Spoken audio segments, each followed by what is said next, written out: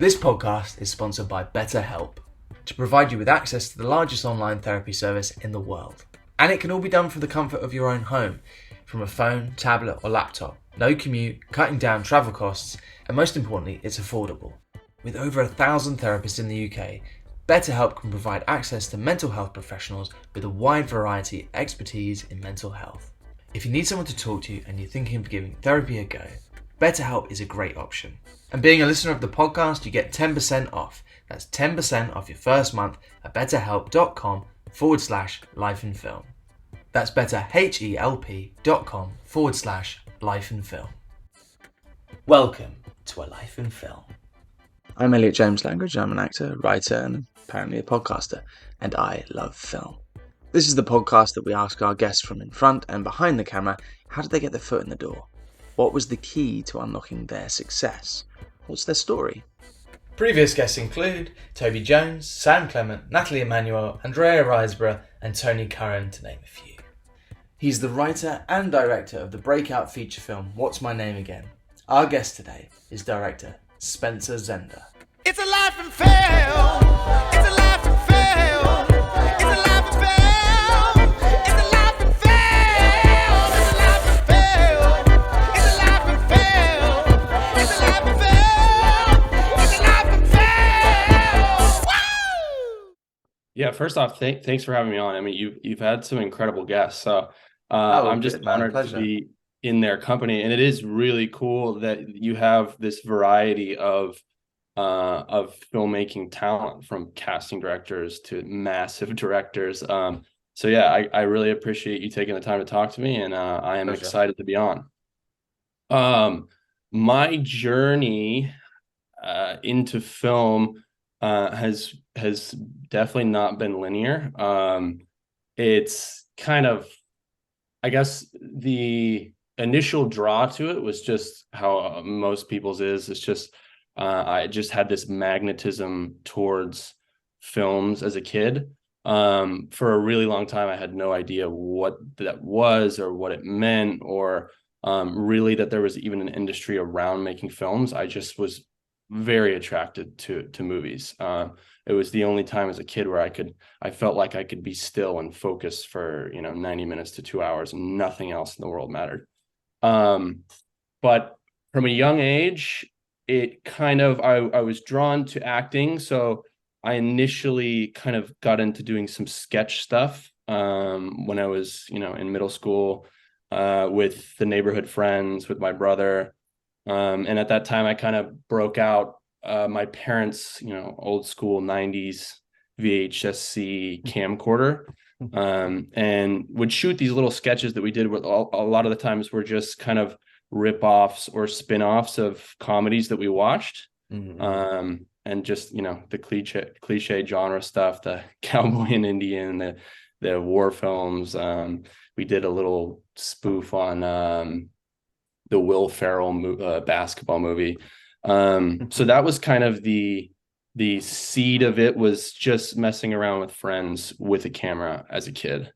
Once I got into high school, I got into a filmmaking course. So I did a couple of things there. And I still didn't have any idea that this was something that I could potentially do long term. It was just, the most fun class that I found in high school.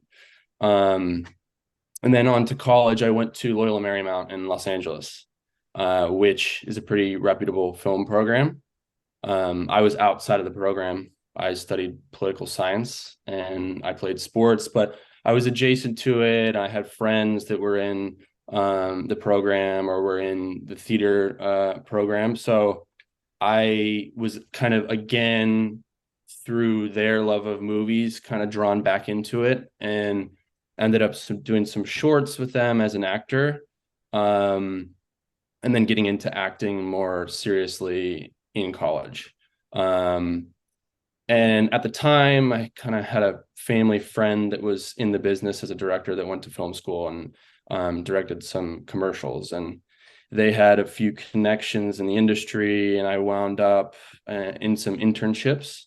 I got pretty fortunate to work on the Paramount lot. So that was kind of my first foray and insight into really what it takes to make a film from the ground up. I was a script reader, so I got to read all the specs that were coming in from the agencies and the films, doing beat sheets for the films that they were actually developing, and seeing films come in as specs that they ended up, optioning and buying. So that was a really cool time that kind of sparked my producer, the producing side of things for me, and really kind of showed me that it was a business. And graduating from college, I kind of took that experience, realized that I didn't want to be a producer, and I was still kind of in love with acting and the talent side of things and being in front of the camera. So I kind of jumped into that full swing, did some acting out here in LA, got lucky to do a couple commercials, shipped over to New York for a bit, and did some acting out there, booked a few films. And in the back of my mind, I kind of always had this idea that I was going to be a director. I didn't know when or how or kind of what story was going to kick that off for me, but I always had the idea that these were kind of stepping stones, these films and being on sets and being a PA were all just building experience for myself eventually directing. So yeah, then I kind of just started dabbling in some shorts and stuff out there to have a little bit more creative control and control. I know, as you know, as an actor, it's daunting waiting for projects and waiting for auditions and things like that. So Yeah. directing kind of became just an outlet for me to work with the friends that I made in the acting community that weren't working or auditioning as much as they wanted to be. So just started messing around again, and then it just kind of steamrolled from there and started directing more, and eventually led to this project. That's an incredible. It just shows you. I think there's so many actors out there as well that, as you say, struggle with the in between times, and to find something as useful as being able to direct in between. That's any actor's dream, really, to realize there's something else in the industry that you're interested in and you can actually like grab hold of. And reading those scripts and getting to sort of see all those spec scripts. Did you feel like you must have learned a lot reading all the scripts and figuring out which ones were going to go and which ones weren't, and what worked and what didn't. But I'm sure with that, was there a lot of scripts that got kind of left to one side? And I'm sure they get sent, God knows how many scripts. Did you kind of learn a lot from that process? I'm sure that must have been pretty helpful. Absolutely. I mean, it's first, yes, there were so many scripts coming in. Pretty cool. I mean, they had like interns dedicated to just printing scripts out. So many scripts are coming. And some of the producers liked having the physical copy. So you learn so much because the job that we were given was basically to synopsize these 120-page scripts in 3 lines and give them grades on, are they marketable? What's their budget? So you're boiling down this potential film into 3 sentences and a score, which as an artist is really difficult, but as a producer is really interesting to see, what gets a film made and what are the factors that get a green lit, and what are the factors that keep a producer reading, or a studio or whatever. What in the first 3 to 10 pages, what do they need to see to keep going, to see that this is a viable project?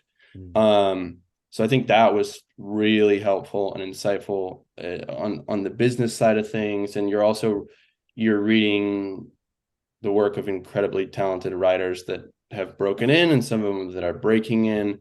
So yeah, there was a variety of things that I learned from that, that I think I really picked up on early on and helped me in my, first few spec scripts that I'd never even sent off, but it gave me an understanding of kind of, okay, what do I really want to do as an artist, but would it what's going to get this into somebody's hands, you know? What would an example of something that in the first 10 pages you would look for that would be like, okay, we're onto a winner here if this happens? What kind of things do writers need to tick? What kind of boxes are there that you kind of look for when you're reading a spec script like that? Yeah, I think for where I was reading through a specific lens for a production company, right? Sure. So you're reading for budget, you're reading for attaching a star. Is there a compelling lead that's going to attract, you know, a massive A-list star? Because that's really what the realm that they were working in. And then is this world building and the protagonist and the story clear, like right off the bat? I think those were kind of the markers. And then once you get beyond the 10 pages, it's, you know, I think the same things that you're kind of looking for in any film is this compelling? Is there an audience here? Is, you know, is this character relatable with the arc? Like, that's beyond the first couple of pages, but in those first few pages, it's really like, okay, budget, lead, audience, things like that. Which sometimes is hard as a writer, is hard to hear that you've got, you know, a very short attention span for these things. But it was nice to see, it was nice to get that perspective very early on as a writer. And when did you decide? Was it around that time that you were like, okay, I'm learning what you know, the kind of shape of script and what it should look like and what it should be? Was that when you started writing yourself? No, actually. I was still in school, so I kind of at the time was still figuring out exactly what I wanted to do, and that was leaning more towards acting. So I think I had put more attention into the acting, and you know, wrapping up my senior year of college and having fun. And I played sports as well. I played water polo, so I was more acting focused then. I didn't get into writing seriously until I was in New York. And I think that was, you know, as I said, it was kind of, I needed to have some control over the work that I was doing, and just having something to do really is, okay, I need to write something for myself so I can go out and read it as an actor, or I can go, you know, have a scene partner. And you could as an actor, you can pull from films and you get sides and things, but it was just also a creative exercise. It was fun. And I, you know, wanted to dip my pen in the ink and see if I could do it. So yeah, I started writing more seriously around like 2017, 2018 in New York. And up until that time, it was acting. Yeah. Is that hard thing? Because I myself, you know, similar position. I'm an actor. I also do writing on the side, but you write several spec scripts and you kind of ask your mates and you send it off to people that you think might be able to give you some help and feedback. But it's I think the hardest thing is starting and actually starting and finishing. So like starting something and then actually following through to the end. Because I don't know about you, but I tend to write something, get halfway through and go, nah, and then move on to the next thing. And it's like the attention span is very difficult to sort of pinpoint and get it on focus. Did you find that? I mean, with the film that is now released, it says it obviously is inspired by true events. How closely was it your upbringing that it was based on when you were No, writing it? no, it was it's my dad's upbringing. Oh, that would make sense with the era. Yeah, I was thinking, you don't look old I look enough. old, but no, I was not born in the 60s. Yeah, on to what you were saying about, you know, getting started and finishing, and kind of what I realized in this project is like you're never really finished. It's just finding the time that feels right to kind of hand this thing over. And, you know, as you know, you keep rewriting through the filmmaking process and the editing process as well. But before this project, I had an incredibly difficult time kind of just breaking a page, and then a really tough time finishing. And I still feel like this film is being released in a couple of days, but it never really feels finished. But in writing this, it was unique in that it just kind of, I didn't need to research. So it just kind of flowed more than any other script I've ever written before. It just kind of poured out rather than having that kind of uphill climb of each page of, you know, feeling like you just got to get words down until you get a draft and then you can mold. This first draft just literally poured out, which I had never experienced before. But you knew where it was going, so that must be a huge help. Yeah. And it's not a biography, and it's not historically accurate. But the seeds were there, the core was there. And it does veer off of, you know, what happened in real life with the events, and the characters are, you know, kind of, for lack of a better word, they're not caricatures, but they take the heart of these people and the personality, and, you know, the specific events have changed. I wanted to distance myself from the events and the people as much as possible, because that's really tricky when you're dealing with family. Back then, I was searching for myself and the three jokers that called themselves my father. I guess I still am. Do you know how many people wish they could choose who they are? You forgot their the file. name, their father. I'll decide who I'm gonna be after CIF. My team's counting on Bo Baxter, and so is my scholarship. Olafson. The name on your coffee order is muy importante. What's with aliens? I don't know. I have to go in there and confront my past 18 years, my entire life, and make a decision that's gonna shape the rest of it. Just wanted to thank all of our beautiful friends and family for being here to celebrate our Bo boy. Even you, Scott. Man, both of your daddies are duds. Just take my name. Get him, Jim! Fight it out. Don't fight it out. Yell Baxter Bo! The taking the name of our fathers and nothing else. I have done my damnedest to protect you and your sister and to give us a somewhat normal life. That's why I kept those jokers around.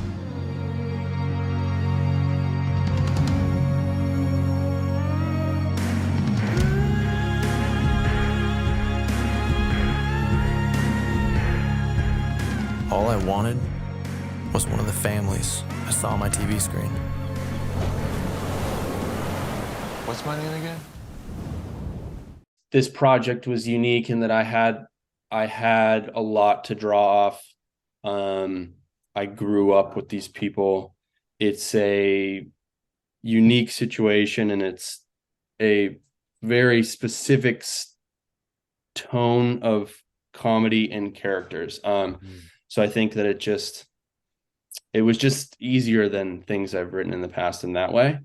It was also at a time, I started writing in 2020, just after COVID had hit. So there was that kind of impending doom of that and the unknown, and also the, you know, kind of being locked in and just needing an outlet and using this as my outlet. I lived in LA at the time, but I'm from San Diego, where the film's set. And because of, you know, the situation up here, my fiance and I went down to San Diego and stayed in my family home. So that was kind of like, I had the nostalgia factor of being in my family home, and it wasn't the home I grew up in, but with my family, all my family was there. We're in the town I grew up in. We're in the city where the film was set. So I had a lot to draw on with that as well. And I had the access to photos, and I had access to, to the stories that these characters had. So it was a tough time, but it was also a great time to write this and use it as an outlet and have access to the places and the people and the things that I ended up putting into the story. And with you have your own production company, Other Brothers Production. Yeah. Was that born of, getting this movie off the ground? Did you? I'm really curious to hear how, because I'm trying to do it myself right now. How you finished writing the script, all good, you're happy with it, and then what was the next? I mean, for the audience listening, people that are trying to do the same thing, what was the next step to get this thing actually greenlit and to get it made? Yeah. The production company was built around this project, and it's since I've gone on to do some, music video stuff and some little branded stuff and working on next narrative projects. But yeah, it was really, I had somewhat of a production company in New York. And then this became kind of the production company built around the film. And this is kind of what I'm moving forward with. But from the time that I felt the script was ready enough to start passing along to talent and crew and things like that, it kind of just steamrolled out of, which I think happens often, out of availability. The first person that was attached to the project was the DP, Seth Fuller, and I had met him on a film that I acted in. It was summer of 2021. So that project gave me the confidence that I could make something during COVID. This was kind of, I think, right before the industry's full COVID protocols, but they still, this project still handled it pretty well. It was really contained. I kept the cast and crew together. And before that, I wrote it. I didn't think it would be made for a long time. I thought maybe I'll shop this thing around, see what happens. But I booked that role. I went up and shot for a few days up in Northern California. They handled the COVID situation pretty well. I ended up meeting this DP. He was really interested in the project. He had kind of a similar story in his upbringing. And he's like, I want to make this. I was really excited to work with him. And then it kind of just happened that we built the schedule based off his availability, because he, unlike a lot of people at the time, was just working a ton during this time period. He had multiple features lined up in COVID. So the initial scheduling and okay, let's see if we can get this thing financed and make it happen was, all right, we want to make it. You've got availability. Let's go for it. And I think in hindsight, that's probably the only way that this thing got off the ground, is because we had a clear deadline of when we wanted to make it. And we had the constraints of his schedule. If it wasn't for that, I think you just keep pushing and you don't get the money you want, and things, kind of fall by the wayside, which I've seen happen a lot and has happened to my own projects in the past. But because of that, we just kind of committed, and then getting off the ground was not your typical crowdfunding campaign, but it was pretty similar. It was, I did kind of my own version of crowdfunding through my production company's website, kind of more of a private thing. And then we got fortunate to have some equity investors.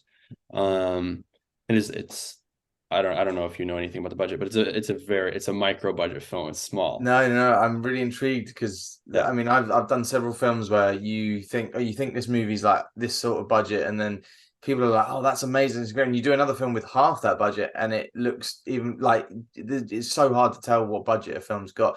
Are you able to say roughly what sort of realm it was in for our audience to sort of gauge what you're talking about? Or yeah, so it was well below the SAG ultra low budget marker, which is that's 250,000. So I would call it a micro budget. It's, I don't know what that exact number is for a no budget film, or $10,000 or something. It's in between the two. You're kind of still spending money as things go because you're marketing and stuff like that. But yeah, it falls in between a no budget and an ultra low budget. And I think I would share the number, but in that realm, it doesn't make much of a difference. No, I don't that know. gives a perfect idea of what it is, Yeah, just so yeah. that the audience kind of understand.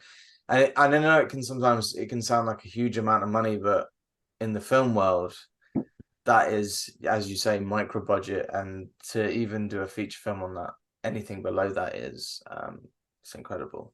That's the crafty budget for a Yeah, day for a big project. yeah. When you're raising the money, it's like, for me at least, it was overwhelming. I'm like, I don't who has access to just go get this kind of film for a first time, or money for a first time director that maybe doesn't have, other than short projects, like this real tangible track record. It's a daunting amount of money. Yeah. But relative to what films are being made for in television, it's no money. It's non-existent. It's, you just have to scrape by every single day, which is a really fun challenge. And it's also really, I think, difficult on the back end of things, where you realize how much goes into the marketing of a film and post, and just, different social assets and things like that. Now for a quick break. Are you a writer, director, actor, costume designer, perhaps makeup artist? Are you interested in camera?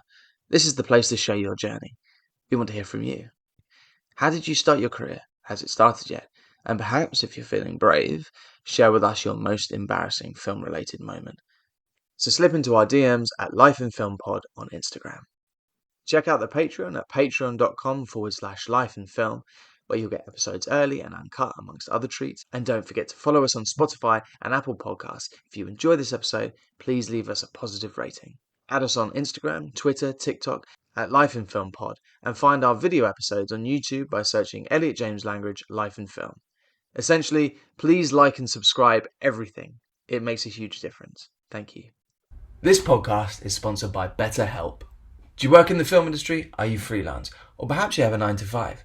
No matter what you do, mental health affects us all. I struggled early on in my career with the uncertainty of if and when I would ever work again, struggling to pay my bills, or simply with anxiety. Don't know about you, but being an actor, it's very important for me to maintain structure in the downtimes, and I found not only exercise, but talking to someone, for me, was a game changer. And so Life in Film has partnered with BetterHelp to provide you with access to the largest online therapy service in the world. And it can all be done from the comfort of your own home, from a phone, tablet or laptop. No commute, cutting down travel costs, and most importantly, it's affordable. With over 1,000 therapists in the UK, BetterHelp can provide access to mental health professionals with a wide variety of expertise in mental health. If you need someone to talk to and you're thinking of giving therapy a go, BetterHelp is a great option. And being a listener of the podcast, you get 10% off. That's 10% off your first month at betterhelp.com/Life in Film. That's betterhelp.com/Life in Film. And back to the show. Talking about, having that budget and thinking, God, this is a huge amount of money, and who's got that to put into a film? Did you feel that pressure when you were then like suddenly on set thinking, shit, I wrote this, I've made this come to life, this is happening because of me, and now directing it is on my shoulders? Did you feel that there must have been pressure there for that? The biggest challenge, I think, aside from shooting a film in COVID that had, so many variables, the biggest challenge for me, I think, was the different hats and the kind of multiple personalities and functions that come with being a writer, producer, director. And not actually having another producer on set, because our other producer, who's done a fantastic job in pre and in post, Seth Fuller, who's also the DP, he was like, which I really wanted him to do this, he was focused on the cinematography. Yeah, makes sense. And you have people on set that are helping, and I was fortunate to have a lot of friends and family around me that were helping, but the pressure really came from being the lead producer, not so much as the director. I felt the most confident in the directing, in terms of writing, directing, producing. I've produced everything else that I've done as a director, so I know what that felt like, but not on this scale. This is where fires every 5 seconds that you're putting out, on set, off set, with the checkbook, just everywhere, and everyone's funneling to you. There wasn't the kind of barriers that you have on bigger sets, where it's kind of has to go up the ladder in a sense to get to the director, and the director's kind of in a bubble with the ADs and the DPs and producers and the lead cast. There was no bubble, so everything was just kind of bouncing and pinging off me. So that was the most overwhelming aspect of it, is just wearing that producer hat and really just finding time to direct. And when I got to direct, that's where I felt, the most passion and confidence, and it was just surreal and amazing. But at this level, you just got to do so many different things. And then in the writing in that, I think my approach just had to be, all right, the script's pretty much locked as far as my input as the writer. The actors then have input as writers in their kind of improv and their ad lib and feeling out a scene, but the script was pretty locked for me, just because if I was then thinking about the words, it would just that's a lot, man. Even without the even directing and producing at the same time must be, as you say, you're just putting out fires every 5 minutes. That's a lot. And you mentioned there that you felt the most passion when you were directing. Do you think, out of all the things that you've, obviously the acting, the producing, the writing, is the directing the thing that you find the most sort of enjoyment coming from that? Or is that the thing you kind of feel like you're probably going to do most of that later down the line? Yeah, I think in a industry that kind of not pigeonholes you, but sends you on certain tracks, I would like to take the route of, I off the top of my head, is like a Ben Affleck, where you get to do all the things that you love. I think I love the kind of artistry of the writing, directing. I in a dream world, I'm a writer director that gets to have a really small part as an actor. I think that as an actor, my sweet spot is being part of the narrative, but coming in and having playing a character, and then kind of bouncing out. I like doing small stuff. I don't have ambitions to be like a series regular, lead on a TV show, or a lead of a film. I like small parts. But yeah, directing, I think, is my true passion. And I didn't act in this project, and that's another thing that I have to find the balance of in past projects. That directing yourself, that's insane. I have friends that write, produce, direct, act. I'm like, good for you, man. That's incredible. It's so difficult. But yeah, right now it's figuring out your next project, and how you continue to open doors, and how you break in as a director. And then it's just kind of using this to showcase my voice further, which I think as a director is daunting to say, like, okay, I've done one feature and now, you're kind of expected to have your next project and with its clear vision and clear voice. And I'm like, well, what is I know what instinctually what my voice is, but the knowing that your second project is almost as challenging as finding your first.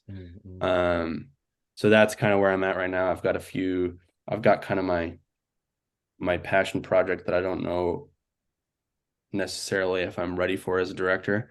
I'd like to get a few more rings on the belt before doing that. And then it's locking in, okay, well, what aligns with what I've done and what I really want to do. Well, as long as you have that passion project, that's always a good thing to have, because you're always going to want to kind of put that off and wait until you feel like you're ready. But at least you're passionate about it, man. That's the main thing. It's not like you're going, shit, I haven't got any ideas, I don't know what I'm going to do next. You could always fall back on the passion project and then, go all in with that one.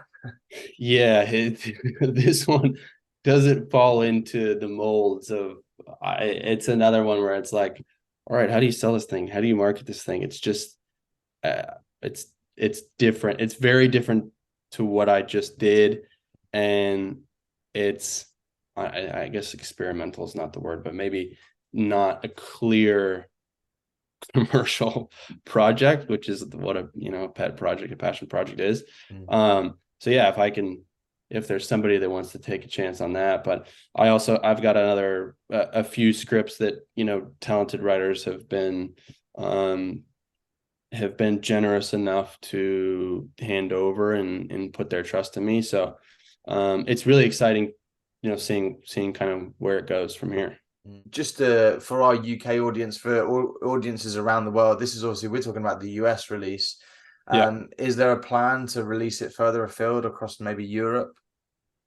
Yeah, that we're working on an international release now, in both UK, Australia, and then the different markets around Europe.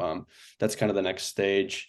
It's in the US, it's the first window is the transactional, the rental stuff. It's going to be on all the VOD platforms, so the Amazon Prime, Apple, Vudu, Google, and then we'll have the next window on the streamers, which that's not concrete yet. So I'd love to share that, but I can't yet. And then international, I'm not 100% sure of the timeline of what that typically looks like after you do a North America release, how much longer it is. I think it will be around 2 to 3 months after the North America release. But yeah, that's kind of in the works at the moment, which is also really exciting. Nice. And go ahead. So I was just going to say, you must be. You said earlier that it doesn't feel like it's yet done. It's not finished, even though it is finished and it's it's literally coming out. Do you have you had a moment to sit back and kind of just appreciate? But me, I did it. I wrote and directed and produced a debut feature film, and it's actually getting seen. It's going to be seen by people. Have you taken a moment to kind of bask in that for a second, or are you still just thinking of the next thing and moving forward? Your foot never really comes off the pedal. It's just it's to the metal. It feels like when you're the producer director, kind of, and at all times, especially nowadays where the shelf life of a film is really long because of these different streaming platforms, and it feels like there's new stuff coming out every few months. The advertising video on demand, and there's just so many ways to get your film out there now that I haven't really felt like I've just been able to breathe. I did say I went on a little vacation, which was like a godsend, and the most kind of cathartic and surreal moment was after the premiere at IFS Film Festival, where you've got cast and crew, all your loved ones in attendance, seeing it. I got to see it in a theater, at a major theater for the first time. It was like almost a 200 seat theater. And then just in that moment when, you know, the credits roll and you look around, you're like, whoa, this happened. This is done. This is out there. I just saw the work on a big screen. That was pretty momentous and felt really good. And then someone calls up and says, all right, now you're doing the Q&A, and you're like, oh, I'm back to the grind. Yeah. Do you, when you watch it for the first time on a big screen like that, obviously you must have gone like editing it and going for it over and over again, but to see it completely finished on a big screen with an audience interacting live, were you still editing it in your mind? Were you still like, oh, should have cut there a little bit, or like, you know, that line, or, you know, are you still doing that, or could you enjoy it? Oh, I wish I could say that I enjoyed it. But I was biting my nails on the edge of my seat. Yeah. There were glimpses of, you know, you're just feeding off the energy of the room and you're like, oh, this is incredible. But for the most part, yeah, you're critiquing, you're re-editing, you're questioning your decisions. And I think that's natural, but maybe with more experience, especially in a theater, that will subside a little bit. In a theater specifically, I'm feeling the energy from, you know, 20 times more people than I've ever watched the project with. And most of it was two of us. You know, we didn't have the luxury of having a studio or, you know, more producers that were over our shoulders saying, no, that doesn't work. You know, you're kind of in the forest with someone else with the spotlight, and you're kind of just picking directions to go, and you don't really see the full scale of it from a broader perspective until you are in that theater. And then you really realize what's funny and what's not, and where you kind of could have tweaked things a little bit. And it's also a period piece, so there were constraints with that on a low budget of how we shot things, and this style of what we did with the camera and what we actually saw. And because of that, and because of just kind of the frenetic style of the story and how we shot the actors, it's a lot of the movies here, you know. It's not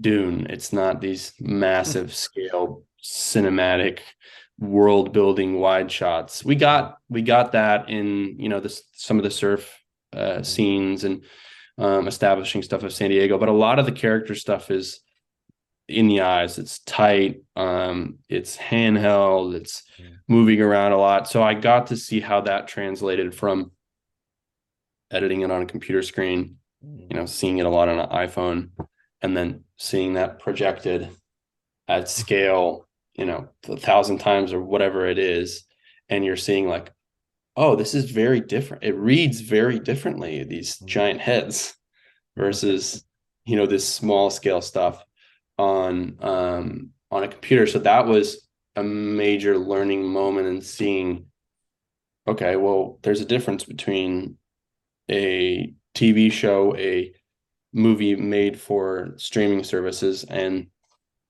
a theatrical movie. So that changed the way completely outside of seeing it with the audience of how I viewed it. So it was a new experience. Oh yeah, that must be insane.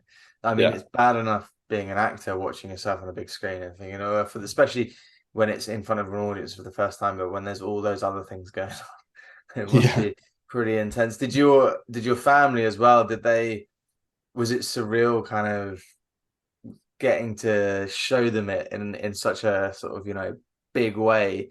What was their feedback? Yeah, I mean, it was a lot of people saw it for the first time with an audience in kind of a public forum, you know.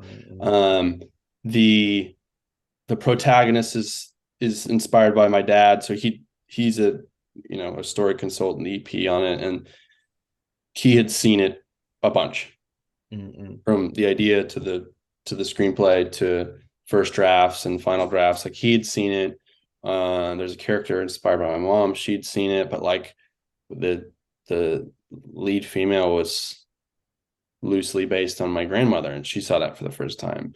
And that's that's a character that, not because of the real life person, but because of the story, is controversial in a lot of ways, is not super palatable necessarily, is kind of there to challenge the audience. So I think that there were some questions that maybe I didn't have the best answers for, but yeah, there were definitely, I think, because it is close to real life, there are people that are going to love it, that are going to tolerate it, and that are going to have some questions that I need to be ready to answer. Wow. But overall, the response from family was extremely supportive. It's been I didn't spring this on anybody. You know, this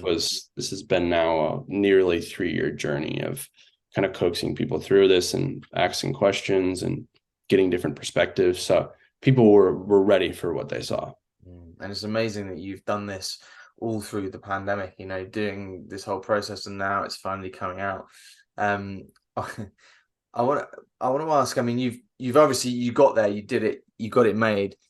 But if you could go back and change anything, is there something like, if like, you know, so if someone's got a script and they're trying to get it made, were there any mistakes made along the way that you would you go, maybe I wouldn't have done that? Or, you know, any advice you'd give to young writers, young directors, people trying to produce a project, any advice that you would give them, or any warning perhaps? Yeah, well, I'd say that every frame of the film has mistakes in it. There are moments that felt like, I don't know, you're tapping into something while you're shooting that seemed to go according to plan.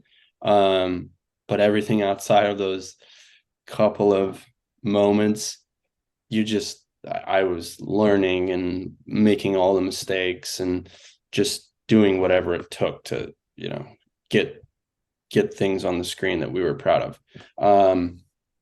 In hindsight, you can't, and I don't like to say that I would change things, but for my next film, I've learned a tremendous amount of things that I won't do again. And I would say for aspiring filmmakers that are going this route of completely independent, self-financed projects, there are a lot of things that you can do to make it easier on yourself. Do not shoot a period piece. Keep it contemporary. And you hear people saying use what you have access to, and I think that's the number one gem that I learned is if it is contemporary, you do have access to so much more. And fortunately, it was something that was super personal to me, and I can mine a lot of these things from people in the place, but I didn't have things readily available to use on screen necessarily. We had to source everything. It's not a Game of Thrones detailed costume design set piece to that extent, but it has to feel 80s. So we're sourcing wardrobe, we're, you know, getting cars, which the car budget on period pieces is just astronomical. Music, that's where we kind of gave ourselves some freedom, is using some period music and some contemporary music with my friends' bands and things that felt period and felt like they could be 60s, 70s, 80s, 90s. But I would definitely say use what you have access to now around you. And that's not just in costume, prop, story. That's in everything. That's all right. If you're doing a micro budget movie, use your friends and family and actors that you know, and don't be afraid to keep it really small and tight. You don't have to go out and prove that you're making a studio type project. You can make a tiny, guerrilla style, small crew, friends and family project with all the things that are in your orbit that the audience doesn't know that they're yours. Nobody, at the end of the day, nobody's going to know. So I'm looking forward to making something contemporary. I kind of move up the rungs in terms of budget, but I would keep it a lot smaller in that regard. Keep the world here instead of 50 years ago, whatever it is. That's great. That must have been, I'm surely that's one of the things as well. Back when you were reading spec scripts, they were probably like, in terms of budget, that's probably one of the first things. If someone's doing like, gives you a script and it's period, it's probably like, this is going to cost a studio a bit of money. So like that point there is very good. It's very good. Most embarrassing moments, yeah. I think on this, I humiliated myself every day not being able to find my sides. It was a constant having a homing device on me of where I put the sides for the day, which as a director is like, dude, just one, have it here, but two, know where your material is at all times. So I feel like I was always yelling out, asking for where I lost my sides. As an actor, every audition I ever did, looking back, was humiliating. One specific instance, as on a commercial, it was a diesel commercial, the denim brand. Yeah. And part of the spot was me spelling out diesel, Diesel, in a sort of kind of seductive way. And it was a big set. There were probably 15 principal talent and a massive crew when we were on a sound stage, and kind of everyone was operating around where I was shooting, as it is on most sets. But they called out to, my line was to say the name of this brand, and I said Diesel, and the director's like, say it again. I was like, Diesel, and he's like, all of a sudden, out of the corner of my eye, I see people kind of popping up and watching, and he keeps going. He's having me say it again, and then all of a sudden, there's like snickering, and I keep going, and then everyone on set is standing there watching, and they're like, bro, it's Diesel, Diesel. Brutal. That is brilliant. I myself can I can feel you, but I'm dyslexic, so that would be me doing that. Oh man, that's funny. Did you get there in the end? Did you In the end, it took one take. You add the E and we got it. My friends still love to throw that out there. It's a very Zoolander moment. Even as you were telling the story, I was like, how do you spell it? Yeah. Very good. But yeah, as a director, oh man, I don't know. It's not necessarily humiliating moments, but yeah, it's kind of at times running around with your head cut off, where you're just like, my producer body's over there and my director brain should be here. You're just running around incessantly nonstop. So I'm sure I looked like a madman at times. And that's the bit you enjoy as well. That's the most exciting for sure. Awesome. Well, Perfect. Brilliant, man. Thank you, thank you Spencer. so I much, really man. appreciate it, and genuinely, this is so interesting, and it for our audience. I think there's so many people. We get messages all the time, asking like the questions I've been asking you, really. So Yeah. it's really important yeah, really interesting, man. So I really appreciate it, and all the best with the film, man. It looks wicked.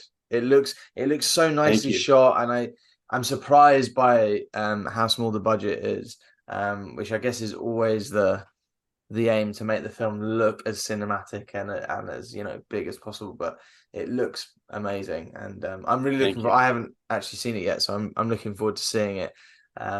Hopefully, I'll get to watch it soon. I'll wait for the UK release, but Yeah.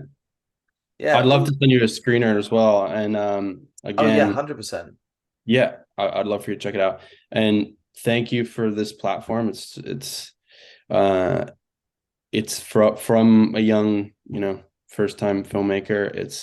This is the dream. This is we look up to the other filmmakers and actors and casting directors that you have on this platform, and being able to share my stories is really cool. So thank you. And your insight is really interesting. I love the podcast, and I love where you come from as an actor, and just a passionate viewer as well. So Mm. thank you for that. Oh, And cheers, man. No, I appreciate it. yeah, and I'll shoot you over the screener today, and I'd love to Yeah, get your insight definitely. on. I'll let you know when I've watched it, and I'll give you marks out of 10. No, I'm joking. Yeah, no, I'll please let you do. I know. love I'll it. let you know when I've seen it for sure. And yeah, looking forward to it, man. So thank you. All right, man. Thank you so much. Take care, Have a good man. one. Bye. It's a laughing film, motherfucker. Subscribe and like and follow. Thank you to our guest Spencer, and thank you to Slate PR. And as always, thank you to our sponsor, BetterHelp.